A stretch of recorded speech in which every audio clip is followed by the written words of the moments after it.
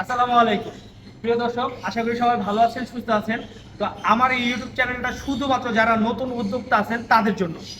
আর পুরান যারা আছেন তারাও দেখতে পারেন আমি জিরো থেকে এই পর্যন্ত আসছি। আমি একদম শূন্য টাকা থেকে যেহেতু আমি লাভবান হতে পারছি, আমার যখন একটা ওলবাড়ির শেড বানাতে পারছি, তার মানে অবশ্যই আমার ভিতরে আমি সাকসেস কি জিনিস আমি দেখছি।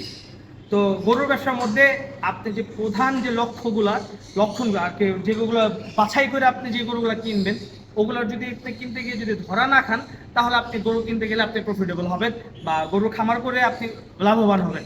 তো আজকে যে প্রশিক্ষণের যে বিষয়টা হচ্ছে, আজকে যে বিষয়টা আমি আপনাদেরকে শিখাবো। আর আরেকটা বলে দিই যে আমার এই ভিডিওর মাধ্যমে আপনি যদি A to Z, আমার এই ইউটিউব চ্যানেলের মাধ্যমে আপনি A to Z খামার শুরু থেকে শুরু করে একদম খামারের টাকা আনা অবধি পর্যন্ত, প্রফিট আনা অবধি পর্যন্ত আমি সম্পূর্ণ ভিডিও আপলোড করে যাব। গরুর খাদ্য দানা যেভাবে পরিচর্যা যা যা আমি করি, আমি আপনাদেরকে শেখাবো, যেটা আর কোনো খামারই আপনাকে শেখায় নেই বা শেখাবেও না। গরু ইনজেকশন থেকে শুরু করে গরু মেডিকেল সাবজেক্ট থেকে শুরু করে গরু খাবার দাবার থেকে শুরু করে A to Z আমি আপনাদেরকে দেখিয়ে দিব। তো আজকে শুরুতে যে জিনিসটা বলতে চাই, যে আপনারা যদি যারা নতুন উদ্যোক্তা আছেন তাদের চিন্তার মধ্যে থাকতে পারে, ভাই আমি কি দুধের গাভী দিয়ে প্রজেক্ট তৈরি করব নাকি ষাঁড় গরু দিয়ে করব। তো ভাই আপনি যদি নতুন হয়ে থাকেন তাহলে অবশ্যই বলবো আপনি ষাঁড় গরুতে আসেন। কারণ গরুর গাভীর দিকে আমি নাই গেলাম, ওইখানে আপনি যাওয়াটা আপনার ঠিক হবে না যদি আপনি দুইটা টাকার মুখ দেখতে চান। তো আপনি টাকার মুখ দেখতে চাইলে আপনি দুইটা ওয়ে দেখতে পারেন। একটা হচ্ছে মাসিক, যেটা আপনার 3 মাস বা 4 মাসে মেয়াদ দিয়ে আপনি গরু মোটা তাজা করতে পারেন, বা আপনি বছর, যেটা কোরবানির আসন্ন কোরবানি ঈদের অনুযায়ী আপনি গরু মোটা তাজা করতে পারেন। এখন এটা আপনার উপর নির্ভর করে। যেমন আপনি 10টা গরু আপনি মোটা তাজা করলেন কোরবানির জন্য, আর 10টা গরু মোটা তাজা করলেন হচ্ছে প্রত্যেক মাসে সেল করার জন্য বা 3 মাস পর পর সেল করার জন্য। তো ইনশাল্লাহ আপনি খামারে প্রফিটের যে মুখ, সেই মুখটা দেখবেন। তো দেখেন, সে প্রফিট করার আগে না, আগে আপনাকে চিনতে হবে গরুটা আপনি নির্ণয় করাটা, গরুটা বাছাই করাটা। গরু কেনার থেকে আপনি যদি কিনে জিতেন, ওই ক্ষেত্রে আপনি, যদি আপনি মালটা কিনে জিতেন, ওই ক্ষেত্রে আপনি মালটা বিক্রি করে জিতবেন। তো আসেন যে আমি আপনাদেরকে একটা গরু কিভাবে বাছাই করে সেই জিনিসটা আজকে শেখাবো। দূর থেকে আপনি একটা গরু এক পলকে আপনি বুঝে যাবেন যে এই গরুটা আপনার জন্য উপযুক্ত কি উপযুক্ত না। তো দূর থেকে জিনিসটা লক্ষ্য করবেন। যেমন দেখেন, এটা একটা শিববি ওলবাড়ি, ইন্ডিয়ান শিববি ওলবাড়ি। তো এই গরুটা দেখেন, মাথাটা দেখেন চওড়া, মাথাটা প্রচুর চওড়া, হ্যাঁ মাথাটা একটু বড়। গর্দানটা দেখেন কি মোটা। ও কিন্তু দাঁতে নাই এখন পর্যন্ত, হ্যাঁ দাঁতে না হচ্ছে 2 দাঁত হয় না এখন। তো এই দেখেন গর্দানটা দেখেন কি মোটা। আর হাইটও মনে করেন আছে হচ্ছে আপনার 58-60 ইঞ্চির মতো হাইট আছে। তো দূর থেকে আপনি যে জিনিসটা দেখবেন, গরুটা মাথাটা মোটা আছে কিনা, গর্দানটা মোটা আছে কিনা। তো আপনি যেসব জিনিস বলতেছি, এটা আপনারা খাতা কলমে নোট করেন। তো প্রাথমিকভাবে দূর থেকে আপনি যে জিনিসটা ফলো করবেন, মাথাটা, গর্দানটা, আর হচ্ছে পিঠটা।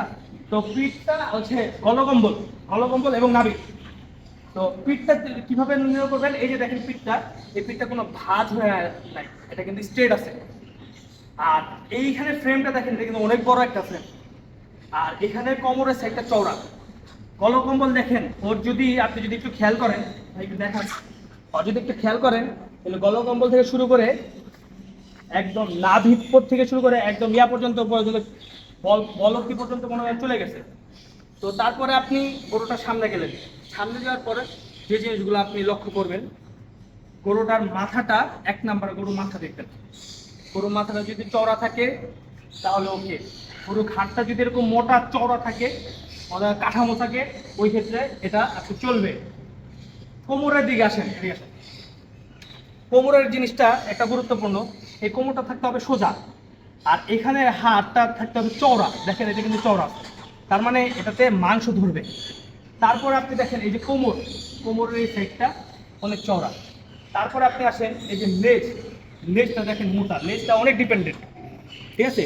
আপনি দেখেন এই যে লেজটা দেখেন কি পরিমাণে মোটা, অথচ এই গরুটা দাঁতে নেই, ঠিক আছে। গরুটা দাঁতে নেই, এই লেজটা দেখেন কত মোটা। এই পিছনের সাইডটা দেখেন, ঠিক আছে। এটা একটা ডাবল ফ্রেমের একটা গরু। তারপর আপনি যখন আসলেন, তারপর আপনি চেক করবেন গরুর বল। বল চেক করার পরে আপনি চলে যাবেন হচ্ছে গরুর খুরার দিকে। খুরাটা দেখবেন খুরের মতো, এদিকে তাকান। খুরাটা দেখবেন হচ্ছে খুরের মতো। খুর মিনস হচ্ছে যে খুবটা ছদ্রায় গেছে গা, ওই খুবটা আপনি কখনো ওয়েট নেবে না। ঠিক আছে। আর যেটা ঘোরার মতো, হ্যাঁ, ওইটা যেটা মনে করেন ঘোরার মতো কিন্তু দাঁড়া থাকে, তার মানে ওটা আপনি যত ওয়েট দিবেন পুরোটা ওয়েট নেবে। এখন ওয়েট কিভাবে দিবেন এটা আমি আপনাদেরকে ইনশাল্লাহ শিখাবো। তো এই গেল হচ্ছে আপনার বডি স্ট্রাকচারে গেল। তারপরে এখন যাবেন হচ্ছে চামড়ায়। চামড়াটা দেখবেন লুজ আছে কিনা, দেখেন এটা চামড়াটা দেখেন কি লুজ আর পাতলা আছে কিনা। চামড়াটা দেখবেন এইখানে, হ্যাঁ, এখানে দেখবেন লুজ আছে কিনা। আরেকটা যে জিনিস দেখবেন এই যে এখানে লুজ আছে কিনা, ঠিক আছে। তো এটা যদি লুজ থাকে তার মানে এটার মধ্যে ওয়ান পুরো ফ্রেম আপনারা মাংস ধরাইতে পারবেন। আর সবচেয়ে যে বড় বিষয়, আপনি যদি 2 মাসের মেয়াদে করেন ওই ক্ষেত্রে আপনাকে গরু নির্ণয় করতে হবে 2 দাঁত, যেগুলো দাঁতছে 2 দাঁত পড়ছে ওইগুলোতে আপনি আনার পরে কিভাবে কি করতে হয় এটা আমি শিখাবো। তো আজকে যেহেতু গরু চিনাচ্ছি আমি আপনাদেরকে, তো ওই ক্ষেত্রে আপনি 2 দাঁতের গরু বাছাই করবেন। সব কিছু করার পরে আপনি দেখবেন গরুর লেজটা গোছা মোটা আছে কিনা, লেজটা একটু দেখান, লেজটা মোটা আছে কিনা। তারপরে আপনি দেখবেন যে শিং যদি ঠিকঠাক থাকে তো হইলো, যেহেতু আপনি 2 মাসের প্রজেক্ট করেন, মাংসের প্রজেক্ট করতে পারেন অথবা কুরবানির প্রজেক্ট করতে পারেন। তারপর আপনি দেখবেন যে কান, এই গরুর কানটা নাড়াচ্ছে কিনা। আর নাকের এখানে দেখেন একটা ঘাম, একটা ঘাম ঘাম ভাব আসে, সেই গরুর এখানে নাকের মধ্যে ঘাম ভাবটা থাকতে হবে। গরুটা জাবর কাটতেছে কিনা এই জিনিসগুলো ফলো করবে। গরু যখন জাবর কাটবে, যখন গরুর নাক ঘামা ঘামা থাকবে, গরুটা সুস্থ সবল। ওই ক্ষেত্রে আপনি নিয়ে যেয়ে কৃমি ডোজ করার পরে কিভাবে কি করতে হয় আমি আপনাদেরকে বুঝিয়ে দিব ইনশাল্লাহ।